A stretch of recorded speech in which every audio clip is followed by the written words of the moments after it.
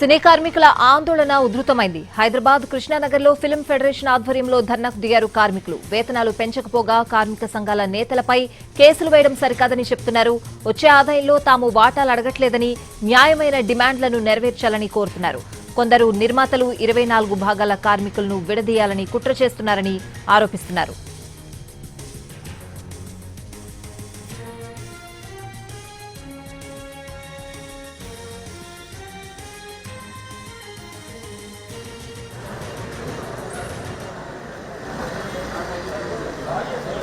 గత 6 రోజులుగా కొనసాగుతున్న సంక్షోభం పరిస్థితి అలాగే ఉంది. నిన్న చర్చలు కూడా విఫలమయ్యాయని చెప్తా ఉన్నారు.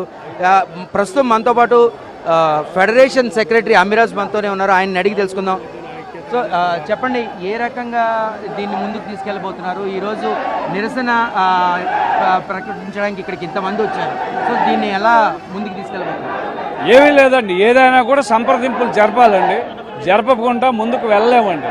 ఈ కొద్దిమంది వాళ్ళ రెండో ఆదివారం అండి ఏ సినిమా షూటింగ్లు ఉండవండి. ప్రతి నెల రెండో ఆదివారం షూటింగ్లు ఉండవు. అత్యవసర షూటింగ్లు ఏమైనా ఉంటే మా ఫెడరేషన్ పర్మిషన్ తీసుకుని 1-2 సినిమాలే మాత్రమే పనిచేస్తాడు. సో వాళ్ళందరూ ఖాళీగానే ఉన్నారు. సో మేము ముందుకు వెళ్ళాలంటే మా నాయకులందరం కలిసి మాట్లాడుకోవాలండి. ముఖ్యంగా మీకు నిన్న చెప్పారు అనిల్ అధ్యక్షుడు, మరి ఒక కుటుంబంలో ఉన్న 3 కార్మిక సంఘాలని వేరు చేయడం ఎంతవరకు న్యాయం అని మిమ్మల్ని మీడియా ద్వారా అడుగుతున్నాం. మీరు చెప్పాలండి. ఒక కుటుంబం ఉంది, వారికి కొంచెం ఎక్కువ ఉంది, వీరికి కొంచెం తక్కువ ఉంది. 2000 రూపాయల లోపు ఉన్న వారు అందరికీ కూడా ఇస్తామన్నారు. మంచిదే, మేము అడిగిన శాతం ఇవ్వలేదండి, వారికి కంపట్టి శాతం ఇచ్చారు. దానికి కూడా మా కార్మిక నాయకులందరూ సరే సార్ మీ ప్రొడ్యూసర్ పరిస్థితులు క్లియర్గా బాగాలేదు, అందరికీ తెలిసిన విషయమే.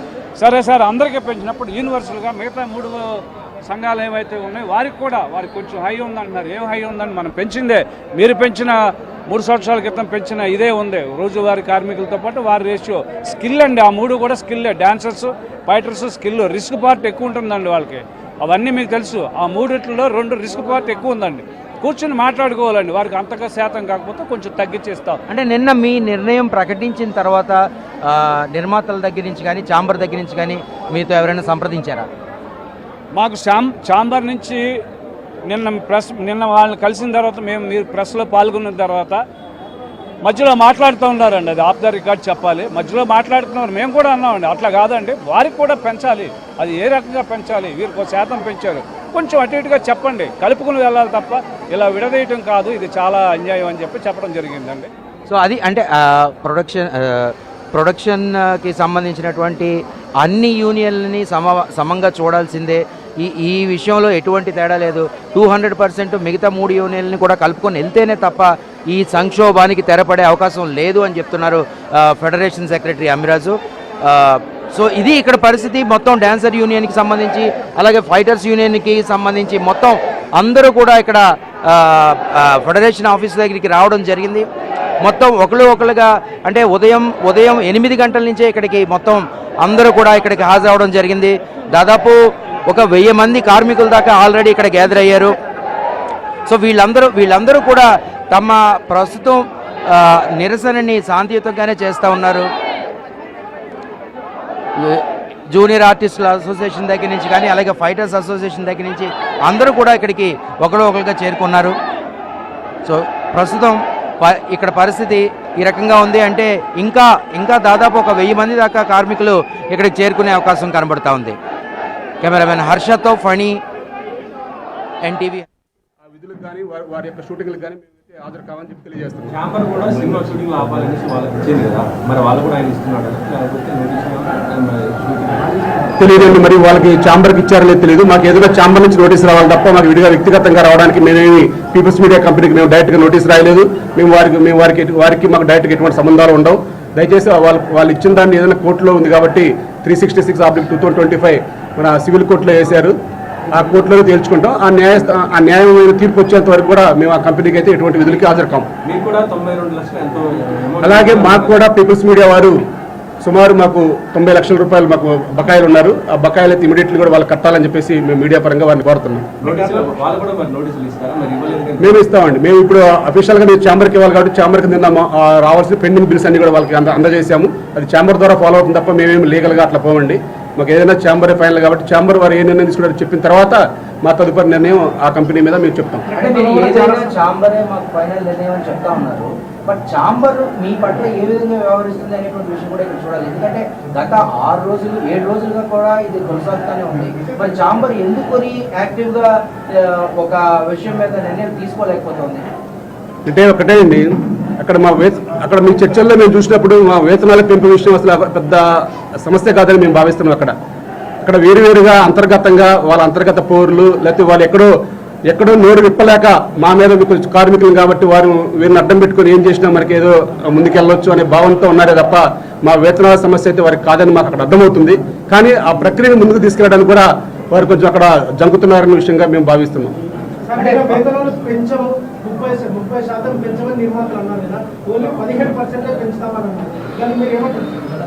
మేము దానికి కూడా వాళ్ళు 15% అన్నప్పుడు మేము చెప్పామండి, ఇప్పుడు 20% ఇవ్వండి, 2 years తర్వాత 10% ఇవ్వండి అని చెప్పాము. అది మాట్లాడతా అని చెప్పారు. అది మాట్లాడితే కనుక కానీ 10 యూనియన్లకే ఇస్తామంటున్నారు. అట్లా కాదు, మిగతా 3 యూనియన్లకు కూడా ఏం చెప్తారో అది తేలిన తర్వాత మాత్రమే మేము దానికి ఒప్పుకున్నట్లు లెక్క. చాలాసార్లు వేతనాలు ఇంత రావడం జరగదు, కానీ ఈసారి ఇంత రావడం జరగాలి. కొంతమందికి మాత్రం కావాలని ఇట్లా క్రియేట్ చేస్తాను. తెలుగు సినీ పరిశ్రమలు కూడా విడగొట్టాలని ప్రయత్నాలు జరుగుతున్నాయనే ప్రశ్న కూడా లేదు. అది మాకు తెలియదండి, అది వాళ్ళ అంతర్గత వ్యవహారం. మేమైతే కార్మికులు, మేము తెర వెనుక ఉండే వాళ్ళం, కానీ తెర ముందు మాకు ఆ రాజకీయాలు మాకు సంబంధం లేదు. మా వర్కర్స్కి పని కల్పించాలి, ఆ పని చేసిన శ్రమకి మాకు వేతనం కావాలని మా పోరాటం తప్ప వేరేదేం లేదు. అది ఇందాక చెప్పాను కదండి, వాళ్ళ అంతర్గత వ్యవహారం. అది చాలా లోతుగా చూస్తే మా కార్మికుల వేతనాలు ఒక సమస్య కాదు వారికి. వారు బడ్జెట్ పెంచుకోవడం, ఆ బడ్జెట్ని ఎలా కట్టడి చేసుకోవడం అనేది వాళ్ళకి అర్థం కాక దాన్ని ఎవరిని నిందించలేక ఎవరి మీద మాట అనలేక మా కార్మికుల మీద పడుతున్నారని చెప్పేసి కార్మికులను అడ్డం పెట్టుకుంటారని చెప్పి మేము భావిస్తాం.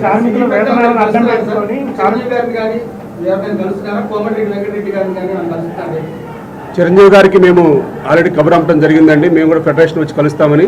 వారు ముందు ఛాంబర్తో చర్చలు జరపండి, కాని పక్షంలో అప్పుడు నేను ఎంటర్ అవుతానని చెప్పారు. వారు ఆ మాటకి కట్టుబడి ఉన్నారు. ఎప్పటికప్పుడైతే మా విషయాలు తెలుసుకుంటూ ఉన్నారు మా సెక్రటరీ గారి ద్వారా. అంటే ఆల్రెడీ వాళ్ళు చెప్పొచ్చారు. ఇక్కడ మేము కూడా ఎప్పటికప్పుడు మా సెక్రటరీ గారితో వారు ఇక్కడ ఏం జరుగుతుంది ఎలా అని చెప్పారు. వారు కూడా ఒకటే చెప్పారు, వారికి కూడా ఛాంబర్లో కూర్చొని వారితో మాట్లాడి మీరు సమస్య పరిష్కరించండి 2-3 రోజుల్లో, కానప్పుడు మాకు చెప్పమని చెప్పారు. ఆ విధంగానే మాకు ఎప్పటికప్పుడు వారు కూడా మా సమాచారం అడుగుతున్నారు. మాకు చెప్తా ఉన్నాం, టచ్లో ఉన్నాం. సినీ కార్మికులు ఎవరు కూడా కేసులు పెట్టడం కాంపిటేట్ ఆల్రెడీ చెప్పారు. ఇప్పుడు మీకు లీగల్ నోటీస్ విశ్వప్రసాద్ పంపించిన లీగల్ నోటీస్ మీద కాంపిటేట్ వెంకటరెడ్డి దృష్టికి తీసుకెళ్తారు. ఆయన చర్యలు తీసుకొని ఫిలిం ఛాంబర్లో మేము ఆల్రెడీ ఫిలిం ఛాంబర్లో మేము కంప్లైంట్ చేయడం జరిగింది. కోమటిరెడ్డి వెంకటరెడ్డి గారు సినిమాటోగ్రఫీ మంత్రి వర్యులు మా కార్మికుల పక్షాన్ని నిలబడ్డందుకు వారికి ప్రత్యేక ధన్యవాదాలు తెలియజేసుకుంటున్నాం మా కార్మికుల పక్షాన. అలాగే కేసులు పెట్టాలని ఎంత ప్రయత్నాలు చేస్తున్నటువంటి కేసులు కూడా మా మంత్రి గారు చాలా గట్టిగా సమాధానం చెప్పారు.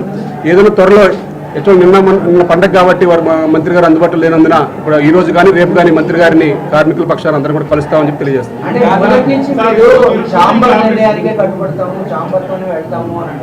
కానీ ఇప్పుడు మళ్ళీ ప్రభుత్వ జోక్యాన్ని కూడా మీరు ఆశించడానికి కనబడతాం. కోమటిరెడ్డి వెంకటరెడ్డి సో ఫస్ట్ నుంచి కూడా మీరు చాంబర్తో వెళ్తాము, ఇప్పుడు ప్రభుత్వ జోక్యం వరకు ఎందుకు రావాల్సి వస్తుంది? ప్రభుత్వ జోక్యం అంటే ఏదైనా సరే వ్యవస్థలో ప్రభుత్వం మన సినిమాటోగ్రఫీ మంత్రివర్యులు కాబట్టి పెద్ద మనిషిగా ఉంటారు. వారు ఒక సూచన చేస్తారు. వారు డిసైడ్ చేసినా మళ్ళీ ఛాంబర్ నుంచి రావాలి కాబట్టి వారు ఛాంబర్కి మమ్మల్ని పిలిచి వారు రేపు చర్చలు జరుపుతారని చెప్పి అర్థమైంది. మరి వారు ఈ లోపే ఉన్న ఛాంబర్ డైరెక్ట్గా ప్రకటిస్తే మాకు వెళ్ళండి, లేని పక్షంలో మరి మాకు న్యాయం కోసం మేము ప్రభుత్వాన్ని ఆశ్రయించడం తప్పలేదు కాబట్టి మేము ప్రభుత్వాన్ని కూడా ఆశ్రయించాల్సిన అవసరం ఏర్పడితే తప్పనిసరిగా మంత్రి గారిని కలుస్తాం. లేదంటే మన తెలంగాణ ముఖ్యమంత్రి వారు రేవంత్ రెడ్డి గారి దగ్గర కూడా మేము సమయం తీసుకుని వారిని కావడానికి కూడా మేము ప్రయత్నం చేస్తాం.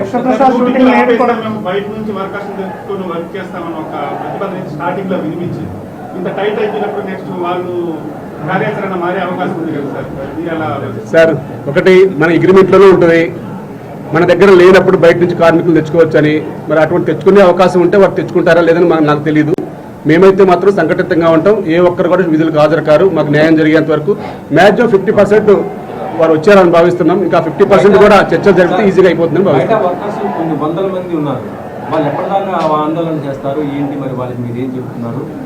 మేము వారికి చెప్పామండి ఇప్పుడు, ఎందుకంటే ఆ 4 సూత్రాలు ఏమున్నాయో మరి ఒప్పుకోవాలా ఒప్పుకోవద్దా ఒక మాట వాళ్ళందరినీ అడగడం జరిగింది. వారు ఎటువంటి పక్షంలో ఒప్పుకునే పని లేదన్నారు. అదే మాట ఇప్పుడు మరి వారి చర్చలు కానీ పిలిస్తే వారికి చెప్తాం మళ్ళీ. ఎందుకంటే 4 పాయింట్ల గురించి కన్ఫ్యూజ్గా ఉందని వాళ్ళు కూడా చెప్పారు. ఇప్పుడు మేము ఒప్పుకున్నామా ఒప్పుకోలేదని రాత్రి మీరు కూడా అడిగారు.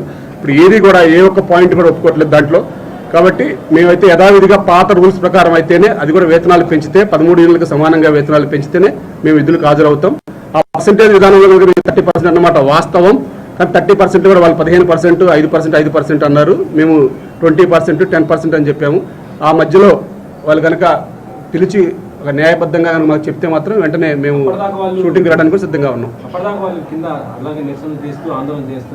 అప్పుడు దాకా ఉంటాయండి. ఇప్పుడు వారితో మాట్లాడి మరి ఎలా చేద్దాం, ఏం చేద్దాం అని చెప్పేసి ఈ రోజు రేపు లేకపోతే నెక్స్ట్ ఛాంబర్ని ముట్టడిస్తాం. ఛాంబర్ దగ్గర న్యాయం జరిగేంత వరకు నెక్స్ట్ ఏం చేయాలనేది అక్కడే ఆలోచన చేస్తాం. విశ్వప్రసాద్ షూటింగ్ లో ఏవి కూడా మేము అడ్డుకోలేదు. అయినా కానీ మాకు నోటీసులు పంపారు. ఖచ్చితంగా బహిరంగంగా విశ్వప్రసాద్ క్షమాపణ చెప్పితేనే ఈ నిరసన పూర్తయిన తర్వాత కూడా ఆయన షూటింగ్ లో హాజరవుతాం కూడా యూనియన్ నాయకులు.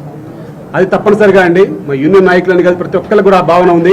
అసలు విశ్వప్రసాద్ గారు డైరెక్ట్గా మాకు అలా అనకూడదు. ఏదంటే ఛాంబర్కి పిలిచి అక్కడ ఛాంబర్లో వారి జరిగిన అన్యాయం ఏంటి, న్యాయం ఏంటి అక్కడ మాట్లాడాలి తప్ప మాకు డైరెక్ట్గా మా గురించి మాట్లాడకూడదు. మా వేతనాల విషయం కూడా ఛాంబర్ ఫైనల్ చేస్తుంది. వారి విషయం ఏమైనా ఉంటే వారు చెప్పాలి. అక్కడ సాఫ్ట్వేర్లని, మేము లేకపోతే మీరు లేరని, మీకు ఇచ్చేది ఎక్కువ అని అటువంటి పదాలు చాలా బాధాకరంగా ఉన్నాయి. ఏదన్నా సరే మేము ఛాంబర్కి వారి గురించి మేము ఛాంబర్లో చెప్పాము. ఆ ఛాంబర్ నిర్ణయం కట్టుబడి ఉంటాం. ఛాంబర్ మిమ్మల్ని మళ్ళీ చర్చలకి పిలవడం జరిగిందా, లేకపోతే వాళ్ళ ఛాంబర్ నుంచి ఎవరైనా మీతో మాట్లాడడం జరిగిందా? మాకు ఛాంబర్ నుంచి మాట్లాడటం జరిగిందండి. ఒకటే చెప్పారు, దామోదర్ ప్రసాద్ గారు కానీ భరత్ గారు కానీ ఉన్నారు. మేము ఇప్పుడు కూడా అడిగాము, మరి ఏదైనా ఉందా, మరి మేము ఇప్పుడు వెళ్తున్నాం, అందరు కార్మికులు నిరసన తెలియజేస్తున్నారు ఫెడరేషన్ మీద, మా కంట్రోల్ కూడా తప్పిపోతుంది, మరి ఏం చేయాలని చెప్పేసి వారిని అడగడం జరిగింది. మరి వారు కూడా మేము మాట్లాడతాము. మరి మాకైతే ఇంతవరకు ఏం చెప్పలేదు. మాకు నిర్మాతలు మీటింగ్ పెట్టుకోలేదు, మేము చెప్తామని చెప్పారు.